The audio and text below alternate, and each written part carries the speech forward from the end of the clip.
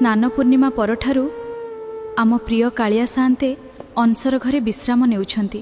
भक्तंक विश्वास महाप्रभुंकु ज्वर होईछि, सेथिपई तांको दर्शन बंद रहिछि। किंतु भक्तर मन केमिति शांत रहिबो?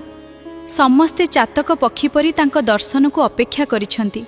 कलिजुगरे जेते विपद आसुनाई आमर भरोसा गोटिए आम कालिया सान्ते सबुबेले भक्तंक सह अछंती। किंतु आजिर समाज को देखिले मन बहुत कष्ट पाए।